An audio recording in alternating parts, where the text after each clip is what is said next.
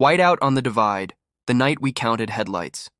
The amber sign over I-70 flashed chain law in effect, but the text that made me yank onto the shoulder said my name, Caleb, from a number that shouldn't have service at 12,000 feet.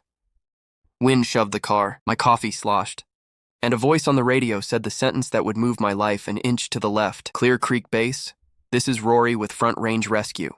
Whoever's on the desk, don't hang up. My name is Caleb Mora, and in winter I measure time by plows. You develop the habit if you live in Denver long enough, and your commute threads the Front Range like a needle in a glove. Delay at Morrison. Brake lights at Genesee. Brake lights at Floyd Hill where the canyon grabs the interstate and keeps it until Idaho Springs is finished with you. I work nights at a community college library and volunteer as a base coordinator for a search and rescue team in Clear Creek County. It's not glamorous. Maps, radio logs, stovetop coffee thick enough to caulk, but on whiteout nights when Mount Blue Sky, the peak the old-timers still call Evans, disappears, my job is to be a pair of ears the mountain can't bluff. I also have a history with snow, which is to say it has a history with me.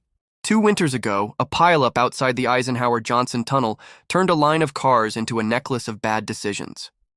No one I loved died, and also I lost something I don't have a name for. Since then, I haven't driven through the tunnel in a storm. I say I prefer the long way. The truth is, I prefer keeping my hands still while other people move the world. The night this story happened, the wind was a personality. CDOT billboards warned about gale force gusts, which is Colorado for hold your hat and your pinions.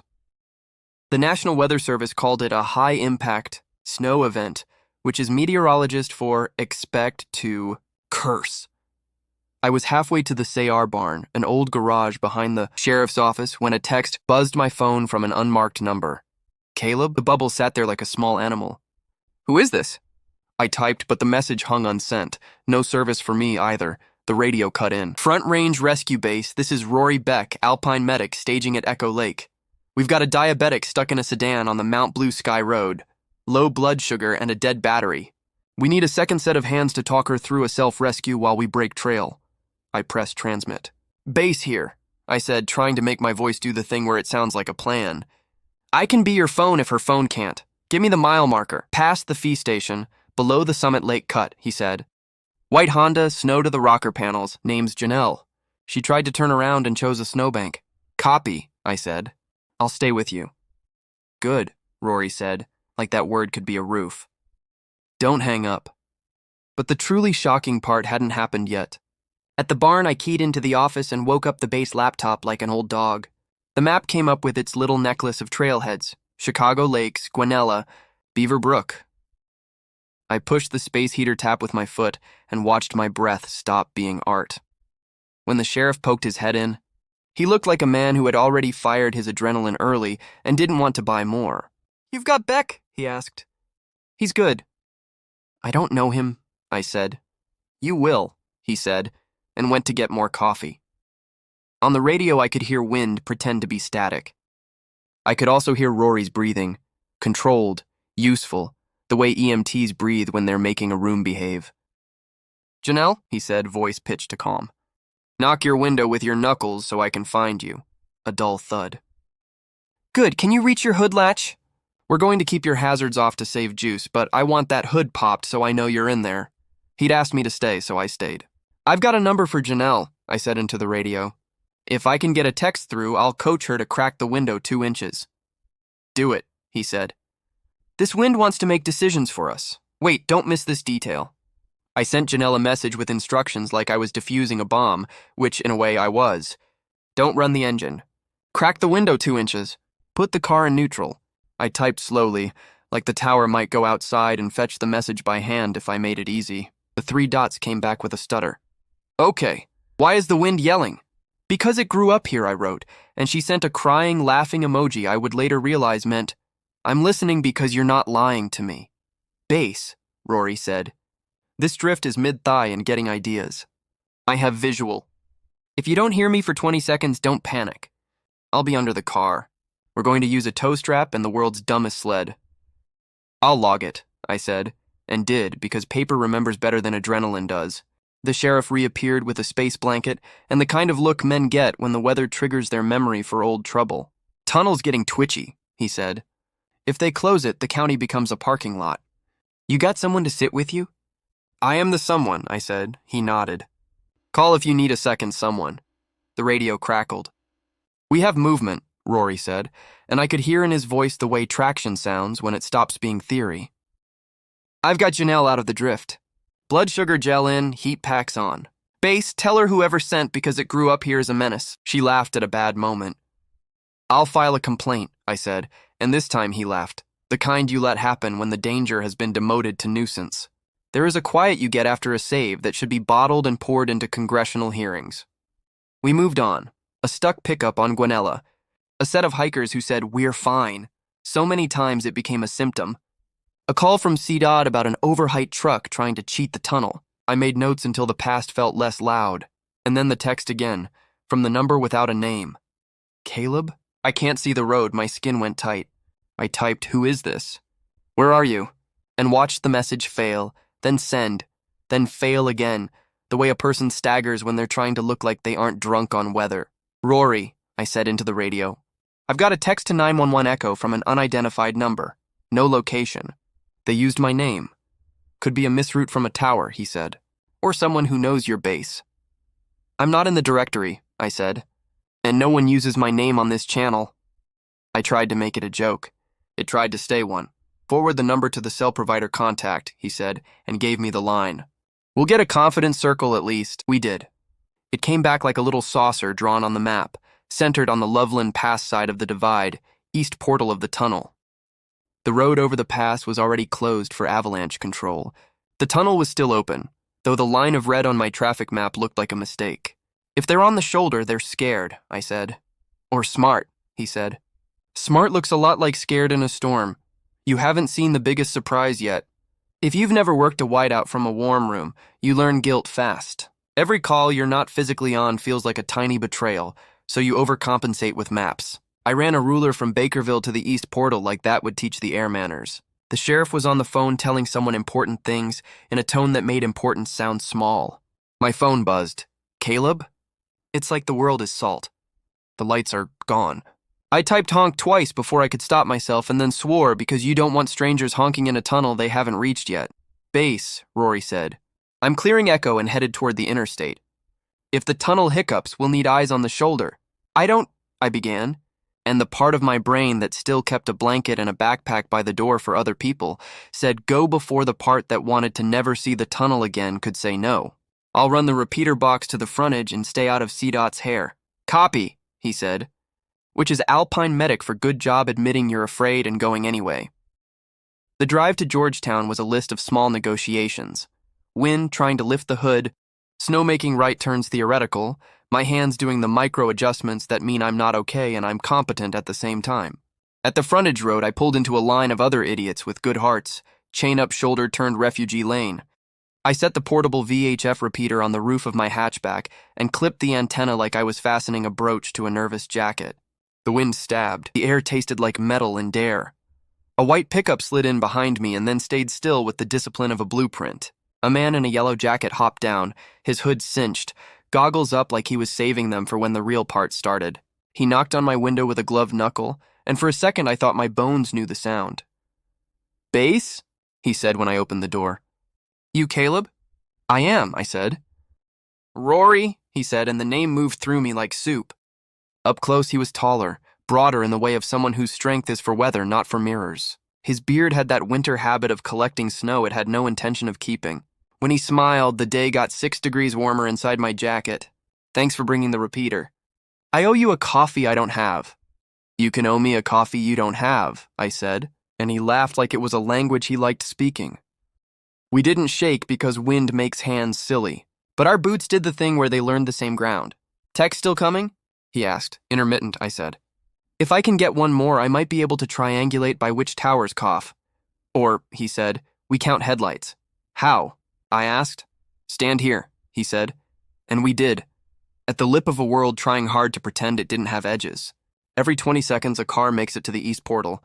When they stop making it, we assume the tunnel just decided to be a parking lot. If your texter is smart, they're pulled over before the gate. If they're panicking, they're down the shoulder with their blinkers pretending to be a plan. Blinkers drain the battery, I said, because control loves a fact. Panic drains it faster, he said, And I wrote that down in my head in a notebook Ms. Ang, my high school band director, would have approved of if she'd taught sentences. We counted.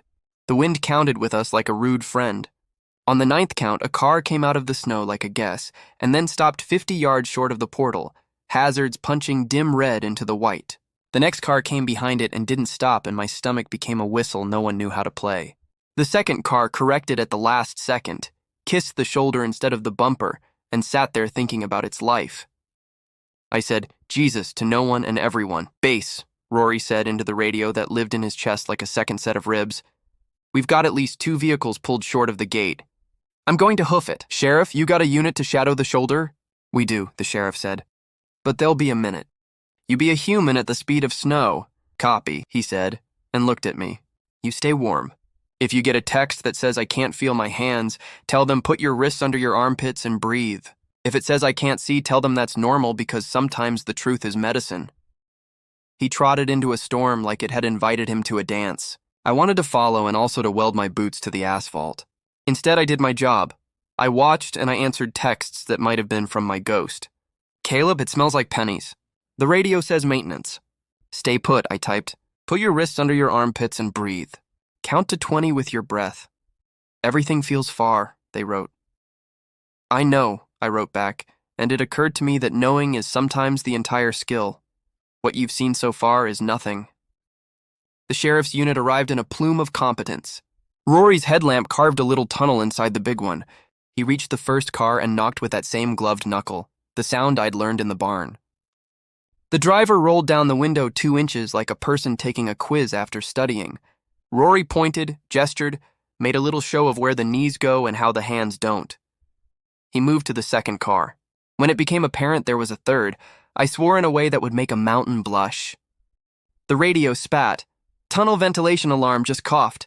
And a CDOT voice said a string of words that meant we might close without wanting to. I had one job. I did it. I texted my unnamed friend and said, tell me what you can see besides white. The dots came like a heartbeat. A green sign, humming. I can hear breathing. Your own? I asked, then added, it's okay if it's yours. I think the tunnels, they wrote, or mine, then I'm not alone. My phone vibrated with a picture I almost dropped in the snow. A blurred green rectangle, and a smear of red that might have been a hazard flash or a lens artifact or a new kind of star. The caption said, I'm here. Rory's voice, base, I've got 2 ambulatory, 1 hypothermic. We're walking them to the shoulder. CDOT says they can give us a 2-minute pause in traffic if we want to cross them to the plowed side. Do it, the sheriff said. And I pictured the elegant violence of stopping 100 people for 3. Copy, Rory said. Then, Caleb, here, I said. Take a breath for me, he said. I just did, I said. Good, he said, and the word behaved like a roof again, and just when I thought it was over. The tunnel did what tunnels do when they flirt with closure. It took a long, deliberate breath. The CDOT gate lit red. The line of cars inched like a thought you don't want to think. Rory and the hypothermic woman and the other 2 works in progress crossed, headlamps bobbing like notes on a staff. The sheriff's unit blocked like a bodyguard. The wind took a day off from cruelty and settled for mischief. We got them warmish, fetish, alive, and then the radio did what radios do when they think you might be getting cocky. It coughed up a new call. 911 from Bakerville Lot, dispatch said. 2 snowshoers overdue from a loop near Stevens Gulch. No beacon. Phone went dead an hour ago. Rory looked at me and I looked at him. The tunnel would be a county-wide migraine if it closed. The gulch would be a 2-hour problem if nothing went wrong. We did the kind of math people do when they only have one of themselves. The sheriff solved it for us. I've got 2 more medics rolling toward the tunnel, he said. Rory, take Stevens. Caleb, run base. If anyone gets clever, put them back in the stupid chair. The what? I asked. The chair where you sit when you're about to be stupid, he said. It swivels, I said. Excellent, he said. Make it a ride. Rory's smile was a thing I didn't know I already missed. Be back, he said, like a sentence you could hang a jacket on, and jumped to his truck. I went back to the barn like a man returning to a church he didn't swear at last time. The heater coughed itself awake. The map looked at me like a friend who knows when you're lying. I tracked Rory and his team up the switchbacks, announcing their position to no one and everyone. I drank bad coffee and told it about better days. I answered a call from a news desk and used the polite version of "please let us work." I tried not to check my phone for the Caleb text, which is to say I checked it every minute and was only wrong most of the time. At 1:12 a.m., the radio said, "We've got tracks, 2 sets, 1 small post hole, 1 smooth." They turned into the wind and then thought better of it. He sounded like a man letting the mountain tell its story before he edited it for TV. "We're going to sweep the lee side of a tree island at 19. Subject 1 located, subject 2 with. Cold, tired, proud. We're walking. Proud? I asked the room. Wouldn't call for help, he said. Called for information." He laughed with the soft cruelty that love uses when it's safe to tease. We gave them both. At 1:41, they were at the lot, where a friend's Subaru wept snow off its eyelashes, and a thermos got its feelings hurt by altitude. At 2:00, he texted me a photo of 2 human burritos in space blankets, holding paper cups like Grammys. "They're going to talk trash about us online," he wrote. "We'll live." But the truly shocking part hadn't happened yet. We were closing the log when CDOT called. "We're going one-way metering through the tunnel for an hour. Ventilation sensor needs a reset. No immediate danger. Which is engineer for we know what we're doing." The sheriff yawned. I stacked the incident forms into a ragged little building. The radio did the lazy end-of-night scan, landing on truckers' stories and skipping away. And then my phone buzzed one last time. "Caleb, I think I saw you." Attached, a photo. It was a still from a tunnel security camera, low-res, gray like ghosts. It showed a slice of shoulder, a gate lamp, a man in a yellow jacket with a headlamp tilted up, and a smaller figure in a dark jacket holding what might have been a radio and might have been a stubborn heart. The caption said, "You were counting headlights. We were counting with you." My throat did that involuntary thing people train out of it. "Who are you?" I typed. The reply, "We're the 3rd car." "We were scared." "You sounded like you weren't. We're home." Then, "Leave the photo up if you can. It helps, no name. No number I could text back." The message tunneled out of a relay that didn't care about goodbyes. Rory came in cold and bright like a coin. He saw my face and didn't ask what because we were both bilingual now. "Good?" he asked. "Good," I said, and showed him the still. He studied it longer than a photo that bad deserved. "That you?" he asked, pointing at the smaller figure with the stubborn heart. "Probably," I said. He nodded once, the way he does when he needs to make yes weigh more than grammar. "You hungry?" he asked. "Always," I said, "because the body gets honest in storms." "Great," he said, "because I am." He dug in his pack and came up with 2 burritos the size of an ethic. "Idaho Springs gas station," he said. "Don't tell a doctor." We ate standing up the way people do when the day forgot furniture. The sheriff wrote thanks on the whiteboard and underlined it twice like he was crossing himself. The storm muttered itself toward morning. When Rory left, he didn't touch me. He didn't make a speech. He said, "Text me when you're home." And I said, "I'll text you twice." And he said, "Show off." And the door did its little squeak like a mouse trying not to brag. The week that followed had the decency to be ordinary. Ice at intersections. Dogs in sweaters that made them mad. The RTD line doing that magic trick where it thinks it's a Swiss train. I shelved intro to psych textbooks and told 3 freshmen that APA does not, in fact, like them. I slept, and when I didn't, I learned the shape of ceiling cracks I'd somehow missed for a year. Rory texted things like "eat and hydrate" and stop reading the comments on the team's Facebook page. And I texted things like "bring your own mug and there's better coffee on the second shelf, and if you forget your gloves again, I'm buying you the ones with the strings." On Friday, he said, "Off shift 0600. Red Rocks at sunrise?" No speeches. Just Sky Red Rocks in January is a sermon without a pastor. The wind plays the amphitheater like an instrument. The sandstone warms itself like a stovetop. We sat 2 rows apart like teenagers misbehaving at church. He pointed at the skyline like it was a thing he'd made. "I used to think I could only breathe in Yakima," he said. "Then I learned you can breathe anywhere if your job is counting other people's breaths. I used to think I could only be useful with a book," I said. "Turns out paper is a kind of rescue gear. You give people a map and a memory." He looked at me like I'd handed him a dry shirt. "You're better than the burritos," he said. "That's a low bar," I said, and he laughed until the park ranger eyeballed us for enjoying ourselves. We didn't kiss. We did the forehead touch, which is the Colorado way of telling a secret without involving chapstick. He said, "If you panic, tell me." And I said, "I will." And he said, "And if I panic, tell me." And I said, "Deal." And the sun did that showy thing it does when it thinks it's a theater kid. A week later, The divide did another impression of a dragon. The tunnel metered, then closed, then opened to westbound only. Loveland Pass stayed shut because the avalanche cannons were doing their job. Our team staged in Silver Plume for something that looked suspicious and smelled like carbon monoxide and turned out to be a sensor with a sense of humor. The radio lounged. Then, because the night had read our minds, a call from the tunnel walkway. A maintenance worker had slipped on the catwalk and banged his shin hard enough his brain thought falling sounded like a good idea. He was upright, embarrassed, and alone, which is a combination you want to fix. "I'll go," Rory said. The sheriff looked at me. I looked at my hands. They did not shake. "I'll go with," I said, and then I waited for the fear to come. It came, but it wore a smaller jacket. CDOT let us in the east portal like a favor. The catwalk is a concrete shelf that knows too much. The noise is a hymn you don't get to pick. Rory walked like he always walks, which is deliberately and with a personality that makes edges behave. I walked like a person borrowing someone else's courage. The worker was fine, which is the best sentence after he fell. He made a joke about OSHA. We gave him a job, hold this light, count with us, because jobs are the antidote to embarrassment. On the way back, traffic stopped itself like a horse, and the tunnel did a version of silence I didn't know it could do. It sounded like a church taking a breath before the last hymn. We reached the portal. I put my hand on the wall because some part of me still needed to practice not dying. Rory covered my hand with his, gloved, quick, the way you cover a flame when wind gets cute.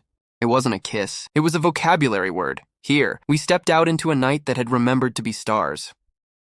I exhaled so hard it fogged the next county, and just when I thought it was over, the next day, our team's inbox got an email from CDOT Media. Subject line, 3 human moments. Body. We pulled stills for a training deck and noticed this. If you don't want it in the slideshow, say so.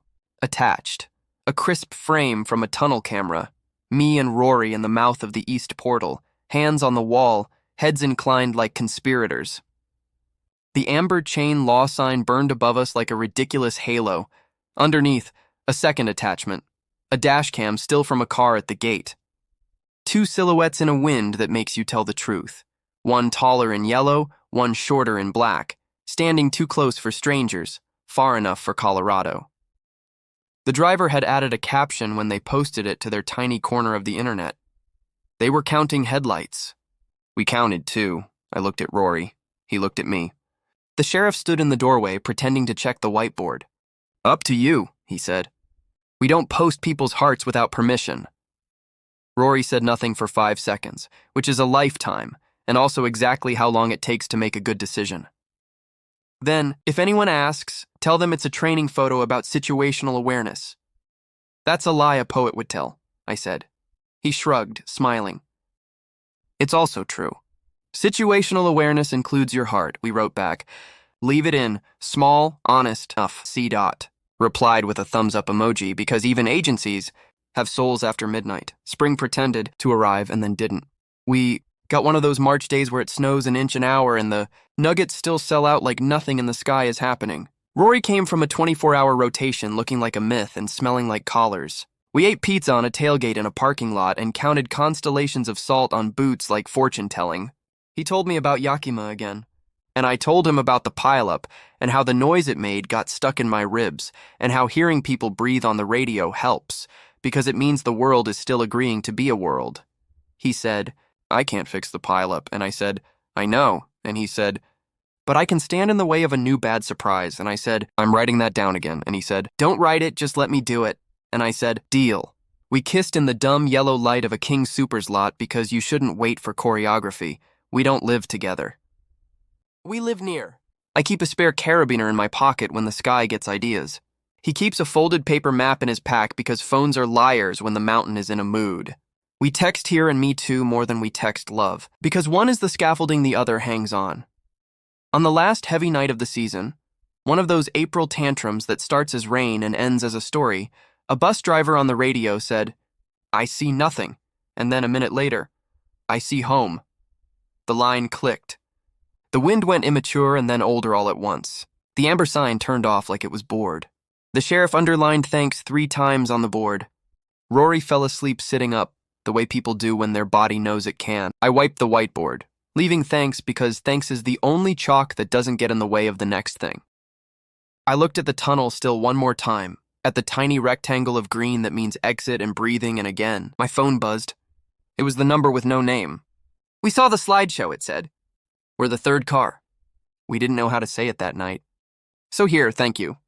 A second bubble. "Also, whoever your boyfriend is, tell him he has good situational awareness." I turned my phone to show Rory, who had woken up just enough to be beautiful in a way cameras can't have. He read, blinked, smiled like the tunnel had just chosen to be a rail trail. "Huh," he said. "Guess we're in training now." "Guess so," I said. "Hungry?" He asked. "Always," I said. "Great," he said. "Because I am." We stood. We put on our jackets. We walked out into a night that was mostly stars and a little bit of leftover weather. The mountain looked down like it was grading on a curve. The tunnel was just a hole again, which is the right amount of magic for a piece of civil engineering to have.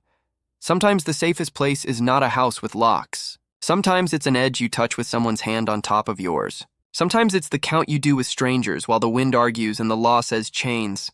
Sometimes it's a photo you didn't mean to be in, a small honest proof that you were both here. And you decided to keep being. "I'm here," I said. "Me too," he said. And the divide, petty, proud, older than every story, let us pass.